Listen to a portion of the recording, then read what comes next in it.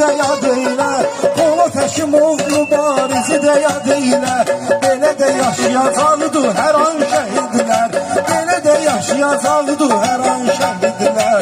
Ürəyimizdədir hər zaman şəhidlər, ürəyimizdə. Beyninin asma yarasını, şəhid valideyninin asma yarasını, onların gözünün ağını qarasını, Paşinyanın ağlattılar anasını, Paşinyanın ağlattılar anasını.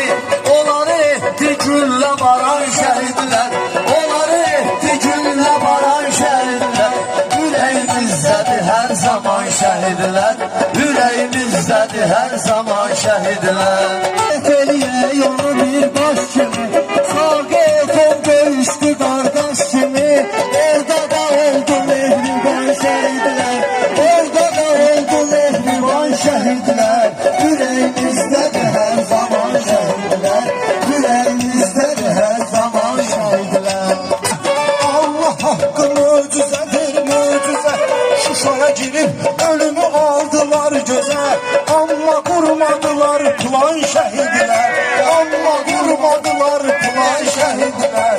Ürəyimizdədir hər zaman şəhidlər, ürəyimizdədir hər zaman şəhidlər. Cənnət olsun, məkanları görək ki cənnət olsun. Şəhid Həmzə əmiyə də rəhmət olsun, şəhid Həmzə əmiyə də rəhmət olsun. Onlara verməyin təkan şəhidlər, bir-birinə oldu təkan şəhidlər.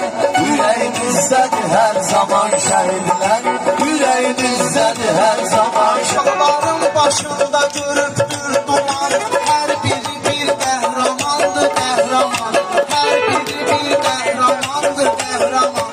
Mələkdən üstün hesab olunur inan, cənnətə ruhən ucalan şəhidlər, cənnətə ruhən ucalan şəhidlər.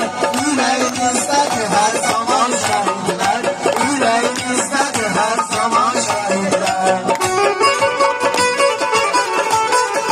Daşıyırıq, həyat yükünü belimizdən daşıyırıq. Biz onların hesablarına yaşayırıq, biz onların hesablarına yaşayırıq. İgid şəhidlər, pəhləvan şəhidlər, İgid şəhidlər, pəhləvan şəhidlər.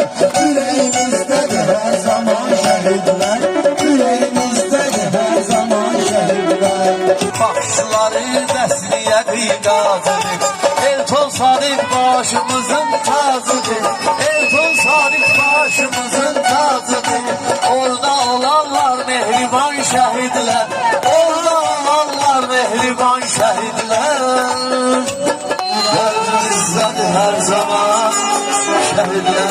Allah rəhmət eylesin. Yaşasın bütün Azərbaycan xalqı. Allah rəhmət eylesin.